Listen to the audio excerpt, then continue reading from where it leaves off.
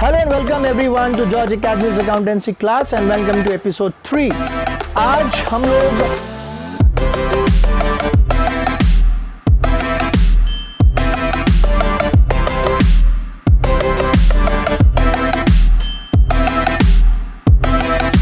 दो नए क्वेश्चन के जवाब ढूंढेंगे। एक रहेगा कि हिसाब अकाउंटिंग रखना कहाँ है और अकाउंटिंग रखना कैसे है।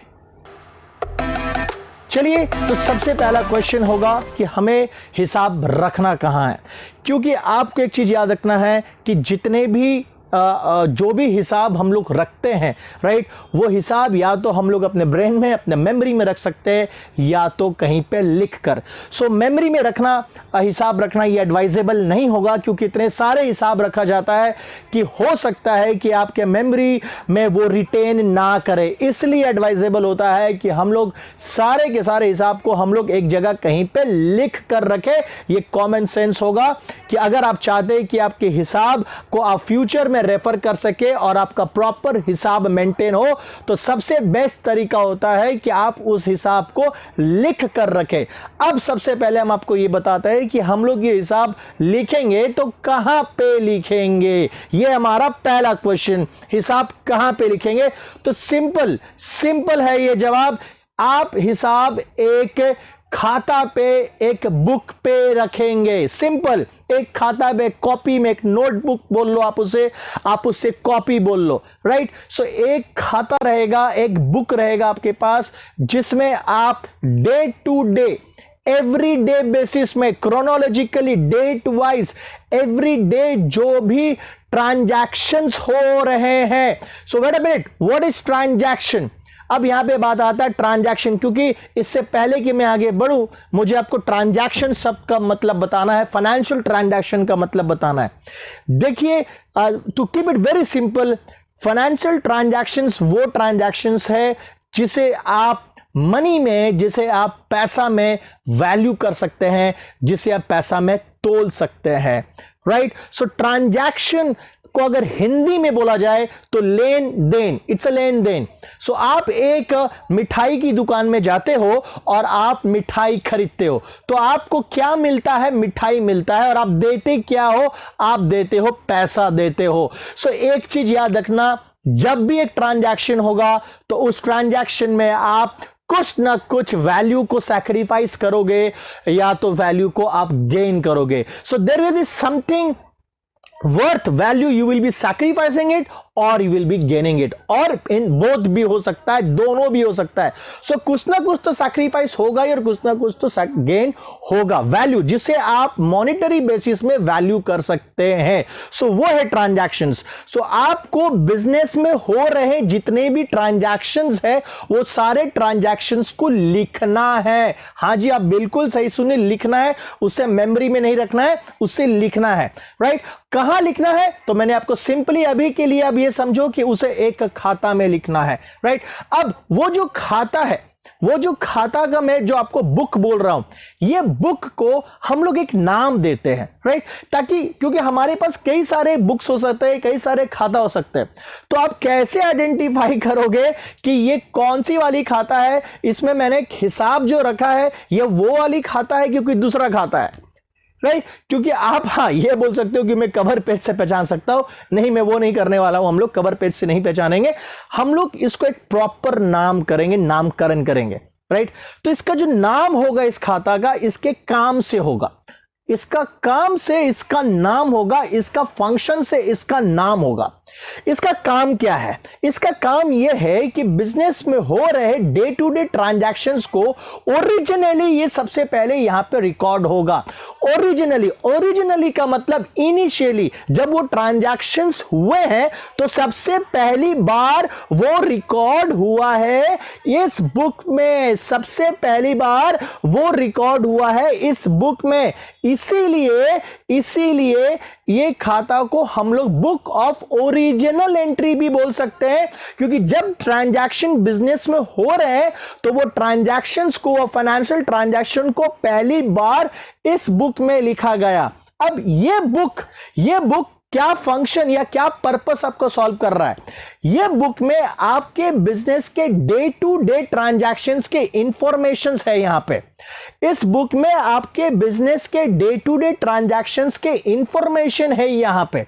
अब आप एक चीज याद रखना, जो भी डॉक्यूमेंट अगर आपको किसी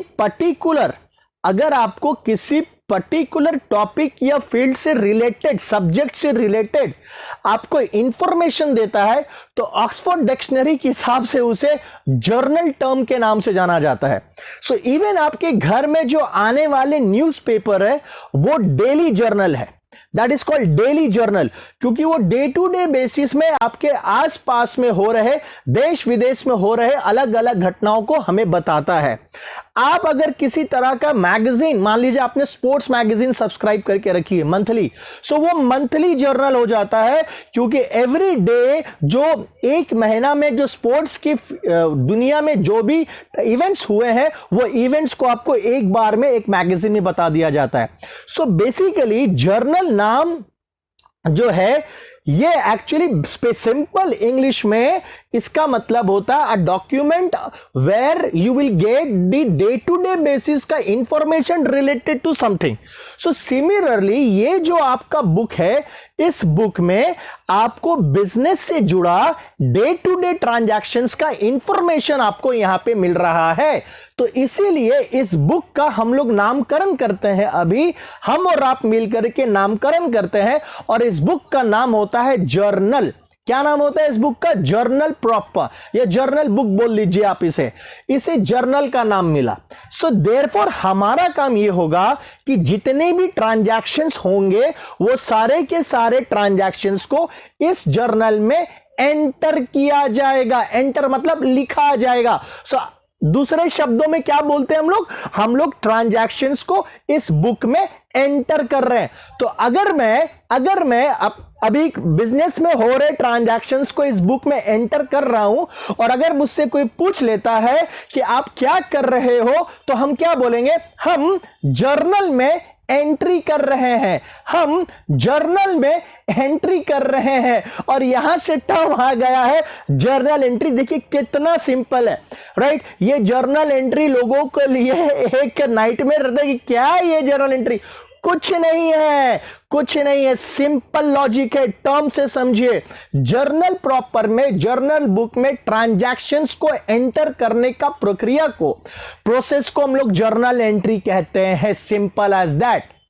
अब यहां पे एक चीज गौर करने वाली बात है कि जब आप ट्रांजैक्शंस को जर्नल बुक में लिखते हो तो उसे आप किस लैंग्वेज में लिखते हो, यह इंपॉर्टेंट है, राइट? कि मैंने आपको कहा कि ये लैंग्वेज आपको इंपॉर्टेंट होगा। अब देखिए, इससे पहले कि हम लैंग्वेज की तरफ बढ़े, हम आपको ये बता देना चाहते हैं कि मैंने अभी जो कहा कि यहां पे ट्रांजैक्शंस एंटर होता है। क्या एंटर होता है? ट्रांजैक्शंस। तो सबसे पहले तो ये पता चल जाए हम लोगों को कि ट्रांजैक्शंस है क्या, राइट? ट्रांजैक्शंस है क्या, हमको पहले ये सोचना है। ट्रांजैक्शंस, फाइनेंशियल ट्रांजैक्शंस का मतलब ये वो ट्रांजैक्शन, ये वो एक्टिविटीज है जिसको आप मनी में, पैसा में मेजर कर सकते हो, जिसे आप पैसा में तोल सकते हो, जिसकी मॉनेटरी वैल्यू होती है। जब ट्रांजैक्शन होता है, हिंदी शब्द लेन देन, जब ट्रांजैक्शन होता है तो कुछ ना कुछ आप वैल्यू सैक्रिफाइस करोगे और कुछ ना कुछ आप वैल्यू को गेन करोगे। So either you will sacrifice some value और you will get some value. अगर एक ट्रांजैक्शन हुआ और उसमें ना ही आपने कुछ खोया, ना ही आपने कुछ वैल्यू सैक्रिफाइस की और ना ही आपने कुछ वैल्यू पाया, तो वो फिर ट्रांजैक्शन हुआ ही नहीं आपके साथ, वो ट्रांजैक्शन है ही नहीं। सो ट्रांजैक्शन, छोटा सा एग्जांपल लेते हैं। आप जाते हैं एक मिठाई दुकान में, जैसे मैंने कहा, आप मिठाई दुकान में जाते हो और आप मिठाई लेते हैं। सो क्या है? आपने मिठाई ली और आपने पैसा दिया, वो ट्रांजैक्शन है। आपने सैक्रिफाइस किया पैसा और आपको मिला मिठाई। आप जाते हैं एक कपड़े की दुकान पे, आप कपड़े खरीदते हैं, पैसा पेमेंट करते हैं, क्या है? वो ट्रांजैक्शन है, क्योंकि आपने कपड़े खरीदे और आपने पैसा पेमेंट किया, आपने सैक्रिफाइस किया पैसा और आपको मिला है कपड़ा, राइट? सो ये सब छोटी छोटी चीज जो है, ये सब ट्रांजैक्शन है, क्योंकि आप कपड़ा कितना का खरीदा इसका वैल्यू है, आपने मिठाई कितने की खरीदी इसका वैल्यू है। लेकिन अगर आप अपने मम्मी को जाकर के हग करते हो तो उस इमोशंस की कोई वैल्यू नहीं है। अगर आप अपने दोस्त के ऊपर में गुस्सा होते हो तो उस गुस्सा की कोई वैल्यू नहीं है। और ये सब ट्रांजैक्शंस नहीं है और ना ही वो ये जर्नल में रिकॉर्ड होगा। तो आप सिर्फ और सिर्फ ट्रांजैक्शंस रिकॉर्ड करते हो। और ये ट्रांजैक्शन किसका, याद रहे आपको पिछले एपिसोड में बताया गया था, ट्रांजैक्शन बिजनेस का। आप बिजनेस का ट्रांजैक्शन रिकॉर्ड करते हो, ना कि बिजनेस के चलाने वाले का। सो अगर एग्जांपल के तौर पे अरुण टी स्टॉल रहे तो आप हिसाब किसका रखोगे, आप ट्रांजैक्शंस किसका रिकॉर्ड करोगे, अरुण का कि अरुण टी स्टॉल का? यस, आप सही सोच रहे हैं, अरुण टी स्टॉल का हिसाब रखा जाएगा, ना कि अरुण का रखा जाएगा। यह आपको क्लैरिटी होना चाहिए। अब वापस हम लोग आते हैं अपने जर्नल में कि जैसे मैंने की कहा, ये जर्नल प्रॉपर में हम लोग बिजनेस में हो रहे डे टू डे ट्रांजैक्शंस को एंटर कर लेते हैं, जिसे हम लोग उस प्रोसेस को जर्नल एंट्री कहते हैं। तो जो मैंने एंटर किया ना, उस जो एंट्री में कर रहा हूं, जर्नल में जो मैं एंट्री कर रहा हूं, उस एंट्री करने की एक लैंग्वेज होती है, अकाउंटिंग लैंग्वेज। अकाउंट्स खुद में अपने आप में एक लैंग्वेज है। अकाउंटिंग एक बिजनेस का लैंग्वेज है, जिस लैंग्वेज में बिजनेस बात करता है, जिस लैंग्वेज में बिजनेस अपने हाल चाल के बारे में बताता है।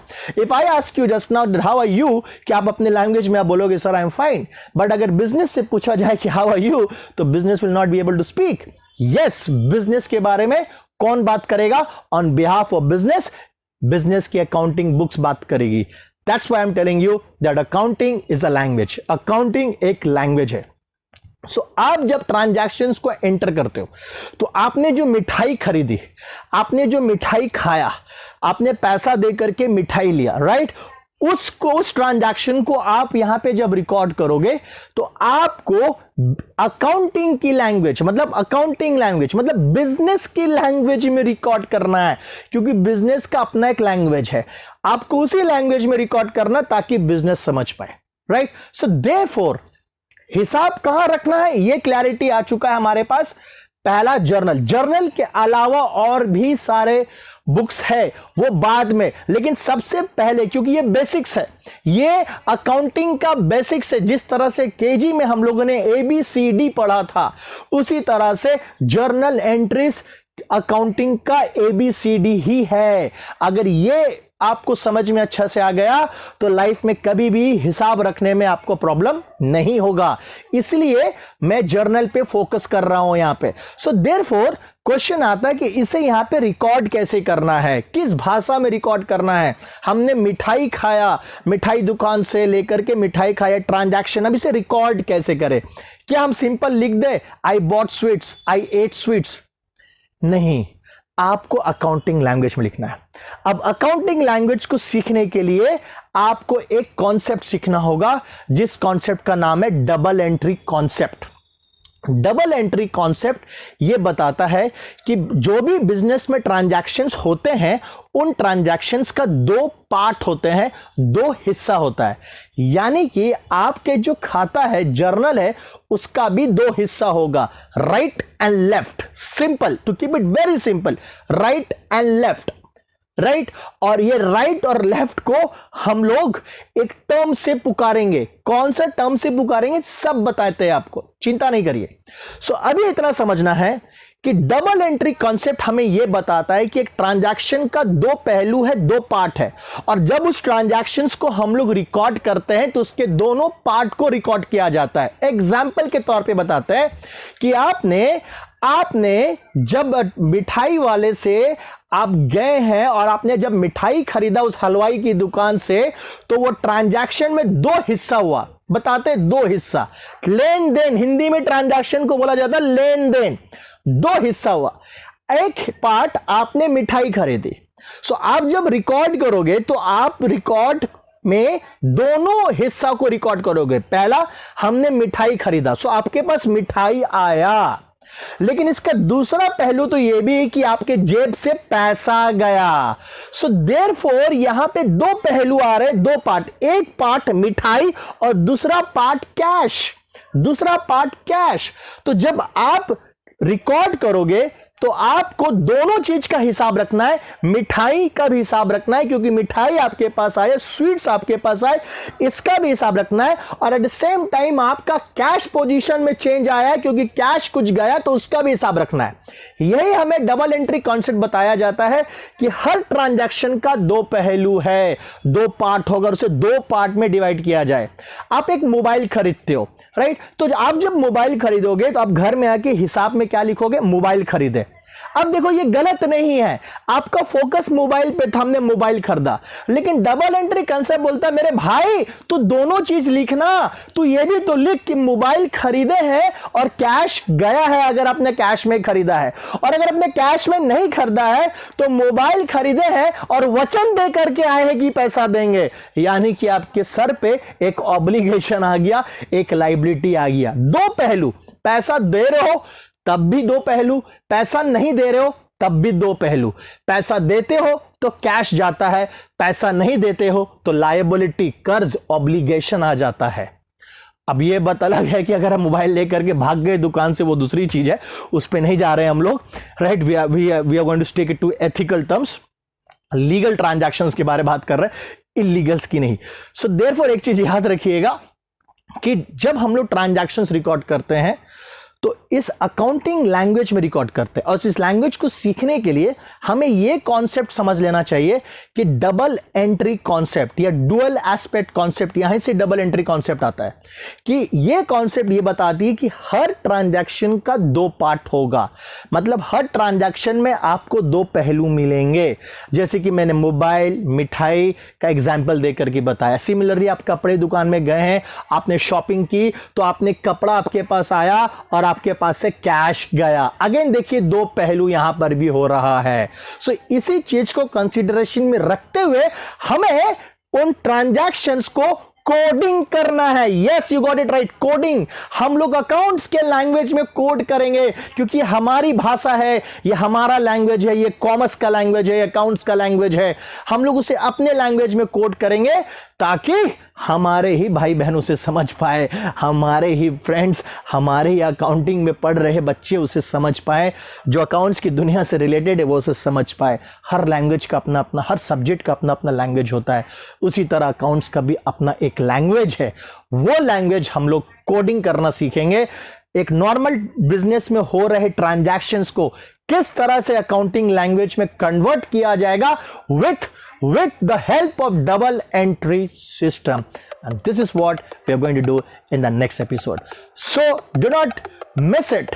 Next episode में हम लोग we are going to decode, actually we are going to decode how to code accounting language, how to code the transactions into accounting language. So therefore take care and be safe, and do not forget to subscribe George Academy's YouTube